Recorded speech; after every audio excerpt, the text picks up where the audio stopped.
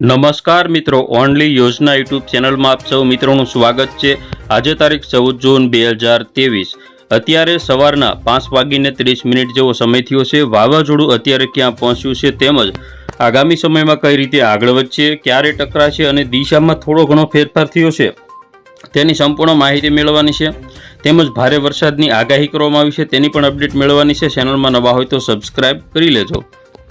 સૌથી પહેલા અત્યારના સમયે વાવાઝોડું અહીં સક્રિય છે। વાવાઝોડાની પવનની ઝડપ 147 કિલોમીટર પ્રતિ કલાકની જોવા મળશે। તેનું અંતર પોરબંદરથી 320 કિલોમીટર જેટલું જોવા મળે છે, જ્યારે દ્વારકાની એકદમ નજીક છે। 260 કિલોમીટરના અંતરે અત્યારે વાવાઝોડું પહોંચી ગયું છે। આગામી સમયમાં તે નલિયા આજુબાજુ ટકરાવવાનું છે। દિશાની અંદર થોડો ઘણો ફેરફાર થયો છે। કચ્છના બોર્ડર વિસ્તારોને પાર કરીને વાવાઝોડું આ રીતે આગળ જવાનું છે, એટલે મોટાભાગના વિસ્તારો ઉપરથી ખતરો ટળ્યો ગણી શકાય, પરંતુ હજુ ભારે પવન ફૂંકાવાના કારણે સાવચેતી રાખવી જરૂરી છે। જોઈએ વાવાઝોડું કઈ રીતે આગળ વધી રહ્યું છે। ધીમે ધીમે આગળ વધી અને સૌરાષ્ટ્ર કચ્છના વિસ્તારોમાં ભારે પવન પણ આજે ફૂંકાશે। આજની વાત કરીએ તો આજે કચ્છના વિસ્તારોમાં 74-75 કિલોમીટર પ્રતિ કલાકની ઝડપે પવનો ફૂંકાશે। ખાવડામાં 61, ગાંધીધામમાં 59, જામનગરમાં 62 તેમજ પોરબંદર 68, ઓખા આજુબાજુ 72, જૂનાગઢ 64, ભાવનગર આજુબાજુ 50-60 તેમજ સુરત આજુબાજુ પણ 50-60, અમદાવાદ 50-55, મહેસાણા આજુબાજુ 47, પાલનપુર 46ની પવનની ઝડપ જોવા મળશે। હવે જોઈએ આગામી સમયની અંદર વાવાઝોડું કઈ રીતે આગળ વધી અને ટકરાય છે। 15 તારીખમાં વાવાઝોડું ટકરાવવાની પૂરેપૂરી શક્યતા રહેલી છે। વાવાઝોડું ગતિમાન બને તો વહેલા પણ ટકરાઈ શકે। તો જોઈએ સંપૂર્ણ લાઈવ અપડેટ જોતા જઈએ। 15 તારીખની અંદર વાવાઝોડું એકદમ ગુજરાતના એટલે કે કચ્છના દરિયાકાંઠે ટકરાવવાની પૂરેપૂરી તૈયારીમાં હશે, ત્યારે સવારના સમયે વાવાઝોડું ટકરાઈ શકે છે। ગુજરાતની અંદર ગઈકાલે પણ 74 કરતાં વધુ તાલુકામાં વરસાદ નોંધાયો। 25 તાલુકામાં 1 ઇંચ કરતાં વધારે વરસાદ નોંધાયો હતો, જેમાં સૂત્રાપાડામાં તેમજ વેરાવળ આજુબાજુના વિસ્તારોમાં 8 ઇંચ કરતાં પણ વધારે વરસાદ પડ્યો છે। જોઈએ હવે વાવાઝોડું ટકરાશે ત્યારે પવનની ઝડપ કેટલી જોવા મળશે અને કઈ રીતે ગુજરાતની અંદર પવનની ઝડપ જોવા મળશે। હવે મિત્રો આપણે વાત કરીશું વાવાઝોડું ટકરાશે ત્યાં પવનની ઝડપ 112 કિલોમીટર પ્રતિ કલાકની જોવા મળશે। તેમજ ખાવડા આજુબાજુના વિસ્તારોમાં 92, નલિયા 117, ગાંધીધામ 84, ઓખા આજુબાજુ 96, જામનગર 80, હળવદ 68, રાજકોટ 70, જૂનાગઢ 69, ભાવનગર 60 તેમજ સુરત, વલસાડ, અમદાવાદ 55-60ની પવનની ઝડપ જોવા મળશે। તો હવે જોઈએ સિસ્ટમ કઈ રીતે આગળ વધે છે। ગુજરાત ઉપરથી વાવાઝોડું ટકરાયા પછી આગળ કઈ રીતે વધે છે અને 16 તારીખમાં પણ કેટલાક વિસ્તારોમાં ભારેથી અતિ ભારે પવન ફૂંકાશે અને વરસાદની પણ સંભાવના રહેલી છે। વાવાઝોડું નબળું પડવાની શક્યતાઓ ગુજરાતને વટાવ્યા પછીની દેખાઈ રહી છે, જે 17 તારીખ સુધી સક્રિય રહી શકે છે। જોધપુર આજુબાજુના વિસ્તારોમાં રાજસ્થાન ઉપર તે પસાર થાય તો ત્યાં પણ પવનની ઝડપ અને વરસાદની શક્યતાઓ સૌથી વધારે જોવા મળશે।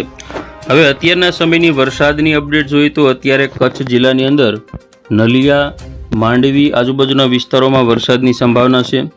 તો સૌરાષ્ટ્રમાં દ્વારકા, સલાયા, જામનગર, ભાણવડ, પોરબંદર, રાજકોટ, ગોંડલ, જસદણ, ચોટીલા તેમજ જૂનાગઢ, વેરાવળ, ઉના, મહુવા, અલંગ, તળાજા, ભાવનગર, અમરેલી તેમજ આજુબાજુના તમામ વિસ્તારો જોઈએ તો બગસરા, વિસાવદર, ધારી, સાવરકુંડલા, પાલીતાણા, જેસર બગદાણા તેમજ દક્ષિણ ગુજરાત બાજુ જોઈએ તો અમોદ, ભરૂચના દરિયા કિનારાના જે દહેજ આજુબાજુના વિસ્તારો તેમજ સુરત, વલસાડ આજુબાજુના વિસ્તારો છૂટાછવાયા જેમાં વરસાદ અત્યારે પડી શકે છે। આજે બપોરના સમયની અપડેટ જોઈએ તો કચ્છ જિલ્લામાં લખપત, ખાવડા, ગાંધીધામ, નલિયા, માંડવી આ બધા વિસ્તારોમાં વરસાદ પડી શકે। સૌરાષ્ટ્રમાં પણ ઓખા છે એટલે કે જામનગર, દેવભૂમિ દ્વારિકા, મોરબી, રાજકોટ, પોરબંદર, જૂનાગઢ, ગીર સોમનાથ, ભાવનગર, અમરેલી, સુરત, વલસાડ, નવસારી, ડાંગ, તાપી આ બધા વિસ્તારોમાં વરસાદની સંભાવના રહેલી છે। આવતીકાલની વાત કરીએ તો આવતીકાલે બપોરે સમગ્ર કચ્છની અંદર વરસાદ જોવા મળશે। નલિયા હોય, ગાંધીધામ હોય, ખાવડા હોય। સૌરાષ્ટ્રની વાત કરીએ તો દેવભૂમિ દ્વારકા, જામનગર, મોરબી, પોરબંદર, રાજકોટ, જૂનાગઢ, ગીર સોમનાથ, અમરેલી, ભાવનગર, બોટાદ અને સુરેન્દ્રનગર તેમજ મધ્ય ગુજરાતમાં અમદાવાદ, ગાંધીનગર, ખેડા, આણંદ, વડોદરા, છોટાઉદેપુર, દાહોદ, ગોધરા તેમજ સુરત, વલસાડ, નવસારી, ડાંગ અને તાપી આજુબાજુના જે આ દક્ષિણ ગુજરાતના જે ભાગો છે તેમાં પણ વરસાદની સંભાવના છે.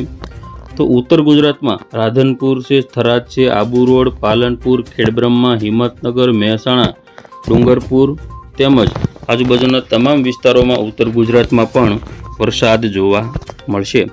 હવે વાવાઝોડું જ્યારે ટકરાશે ત્યાર પછી વરસાદની માત્રામાં એકદમ વધારો થશે.